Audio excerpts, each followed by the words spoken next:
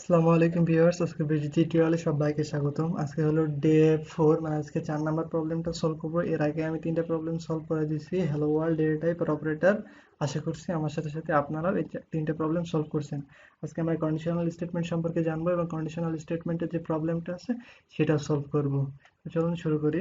তো আমি ট্রাই করতে যে একবার সলভ করে ফেলছি, ক্লিক লেগে গেছে। আমি ভাবছিলাম যে একবার ট্রাই করি প্রবলেমটা, সেজন্য সলভ হয়ে গেছে।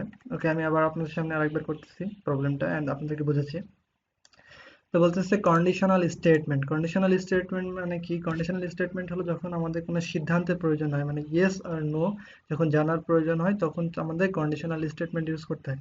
কন্ডিশনাল স্টেটমেন্ট যেমন ইফ, ইফ এলস, এলস, এগুলোকে বলা হয় কন্ডিশনাল স্টেটমেন্ট। পাইথনে কন্ডিশনাল স্টেটমেন্টের ব্যবহার অনেক বেশি হয়। তো এটা সম্পর্কে একটু বিস্তারিত জানতে আমরা W3 স্কুলের হেল্প নিতে পারি। This is the best website to learn. এখান থেকে আপনারা শিখতে পারেন, আর আমি রিকমেন্ড করবো এখান থেকে আপনার বিস্তারিত বিষয়টা জেনে নেন। আমি যে একটু বলবো ওইটা আপনারা বাকিটা এখানে এসে শিখে নেবেন, ঠিক আছে? তো এখানে পাইথনে কন্ডিশনালের কিছু স্টেটমেন্ট দেওয়া আছে, যেমন equal, equal, not equal, less than, greater than. আশা করি এগুলো আপনারা সবাই মোটামুটি জানেন একটু একটু, দেন প্রবলেম সলভ করতেছেন।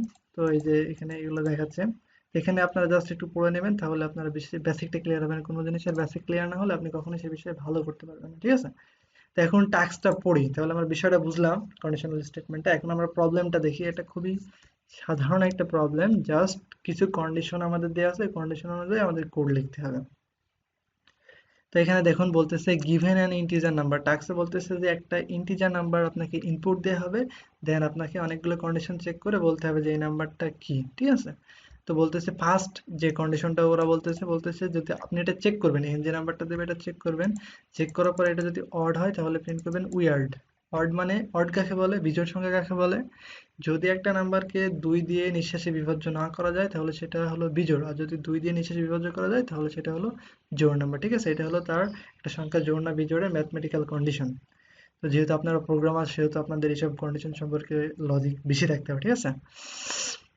ওকে, তো নেক্সট কি বলতেছে? নেক্সট বলতেছে if n is the even number. যদি n টা ইভেন হয়, and যদি ওটা যদি 2 থেকে 5 এর ভিতরে হয়, তাহলে আমাদের নট উইয়ার্ড প্রিন্ট করতে হবে। মনে রাখবেন 2 থেকে 5 এর ভিতরে, রেঞ্জ কিন্তু 2 এবং 5 ওর ভিতরে পড়তেছে। 2 এর থেকে বড় বা 5 এর থেকে ছোট এরকম না, 2 থেকে 5 এর ভিতরে, ঠিক আছে? দেন তারপরটা বলতেছে যদি 6 থেকে 20 এর ভিতরে হয়, এন্ড যদি এটা 20 এর গ্রেটার দেন 20 হয়, তাহলে আমাদের প্রিন্ট করতে হবে নট উইয়ার্ড। একদম ভেরি সিম্পল। এখন জাস্ট আমাদের কি, শুধু এখন কোড লিখলেই হয়ে যাবে। শুধু কয়েকটা কন্ডিশন, এখানে অনেক কিছু দেয়া আছে, এগুলো আর ইউজ করা লাগবে না। জাস্ট আপনি এখান থেকে কোড লেখা শুরু করবেন। তো ফার্স্টে আমি ইফ লিখি। ইফ প্রথমে আমি চেক করে দেখি যে নাম্বারটা ইভেন না অড। তো ওরা বলেছে যদি নাম্বারটা 2 দিয়ে নিঃশেষে বিভাজ্য না করা যায়, নট ইকুয়াল 0 হয়, তাহলে আমরা বলতে পারবো প্রিন্ট, তাহলে আমরা বলতে পারবো কি নাম্বারটা উইয়ার্ড। তো আমরা এখান থেকে কপি করে নিচ্ছি, কারণ কপি করে নেওয়া বেটার, কারণ স্পেলিং যদি মিস্টেক হয় তাহলে কিন্তু ইরর দেখাতে পারে। এখন আমরা ইলিফ ইউজ করব। ইলিফ কেন ইউজ করব? ইলিফ ইউজ করব এই জন্য, কারণ যে যখন একাধিক কন্ডিশন হয় তখন আমাদের ইলিফ ইউজ করতে হবে। যদি একটা কন্ডিশন হয় সেখানে আমরা ইফ ইউজ করব। যেমন মনে করেন একটা পরীক্ষার রেজাল্টের গ্রেড নির্ণয় করা যখন প্রোগ্রাম লিখবো যখন, তাহলে ওখানে অনেকগুলো কন্ডিশন থাকে, যেমন 80 থেকে 100-র ভিতরে পাইলে এ প্লাস, 0 থেকে 33-এর ভিতরে পাইলে ফেল। তো এই যে এমন একাধিক কন্ডিশন, তখন আমরা ওই জায়গাতে ইলিফ ইউজ করবো। আর যেখানে একটা কন্ডিশন সেখানে শুধু ইফ ইউজ করবো, ঠিক আছে? সেখানে যেহেতু একাধিক কন্ডিশন সেহেতু আমরা এখানে ইলিফ ইউজ করবো। তো ইলিফ এটা বলবো যে n যদি 1-এর থেকে বড় হয়, and হলো একটা লজিক্যাল অপারেটর, and যদি এটা কি হয় 6-এর থেকে ছোট হয়, তাহলে print not weird. Not weird. তো এখানে দেখতে পাচ্ছেন আমি 1 আর 6 কেন দিলাম, কারণ আমি তো আগেই বলছি, কারণ এটা হলো 2 থেকে 5 এর ভিতরে। যদি 1-এর থেকে বড় নেই তাহলে 2, আর যদি 6-এর থেকে ছোট তাহলে 5, মানে এই দুইটা যেন ভিতরে পড়ে সেই দিকে লক্ষ্য রাখতে হবে, ঠিক আছে? তো এটা দিলাম, দেওয়ার পরে এটা এটা এটা যদি এই কন্ডিশন যদি সত্য হয় তাহলে কি বলবে? Not weird. আর যদি তারপরে এটা বলছে যে 6-এর থেকে বড় আর 20-এর থেকে ছোট, তাহলে আমরা কি করব? অবশ্যই 5 থেকে শুরু করব। ওকে, তো আপনারা অনেক ইন্টেলিজেন্ট হয়ে গেছেন। এন যদি 5-এর থেকে বড় হয়, এন্ড লজিক্যাল এন্ড যদি এটা কি হয় 21-এর থেকে ছোট হয়, তাহলে আমরা প্রিন্ট করব উইয়ার্ড। উইয়ার্ড। আমার কোনো জায়গায় কোনো জিনিস যদি আপনাদের বুঝতে প্রবলেম হয়, প্লিজ হিট দ্য কমেন্ট করে আমাকে জানাবেন। আপনাদের কমেন্টে আমি অনেক ইন্সপায়ার হই। ওকে এন, এখন যদি এটা 20 থেকে বড় হয় তাহলে আমাদের প্রিন্ট করতে হবে নট উইয়ার্ড। নট উইয়ার্ড, ঠিক আছে? আশা করি আপনারা কন্ডিশনটা বুঝতে পারছেন, ইটস ভেরি সিম্পল। আর এখানে আরেকটা জিনিস ছিল, আমি একটু ক্লিয়ার করি, বলতেছে ইভেন, যদি এনটা ইভেন হয় এন্ড যদি এই দুইটা কন্ডিশন আছে, তো আমি একটা কন্ডিশন কেন দিচ্ছি, কারণ আমি ফার্স্টে বলছি যদি এই নাম্বারটা অড হয় তাহলে ওয়ার্ড প্রিন্ট করবে, ঠিক আছে?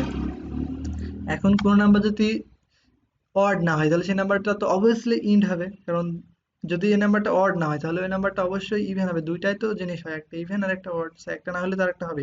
সেই জন্য বারবার আর ওই কন্ডিশনটা দেওয়ার প্রয়োজন মনে করিনি, ঠিক আছে? তো আশা করি আপনারা প্রবলেমটা বুঝতে পারছেন। এখন যদি আমি রান করি, আশা করি আমার সাথে সাথে আপনারা প্রবলেমটা সলভ করছেন, মানে কোড করছেন। তো এখন এটা খুবই সিম্পল, আস্তে আস্তে আরো ভিতরে যখন যাবেন তখন আরো মজা লাগবে। কংগ্রেচুলেশন, সব থেকে মজা লাগে এই নীল কালারটা। আচ্ছা, সাবমিট করে দেখি আসলে সাবমিট হয়েছে কিনা। অলরেডি আমি তো প্রবলেম সলভ করছিলাম। কম্পাইল ডান, সব টেস্ট কেসগুলো দেখতেছে সব ঠিক আছে নাকি, একটু একটু করে। ভুল আছে বলতেছে কিছু টেস্ট কেস। আচ্ছা দেখি, ঘাবড়ানোর কিছু নেই, এটা ভুল আছে বলতেছে। তো আমি বলছি যে ইলিপ যদি n 20 থেকে বড় হয়, গ্রেটার দেন, তাহলে নট উইয়ার্ড প্রিন্ট করবে। আচ্ছা আমি এটা কপি করে নিই, এখানে আমি নট উইয়ার্ড দিয়ে দিই।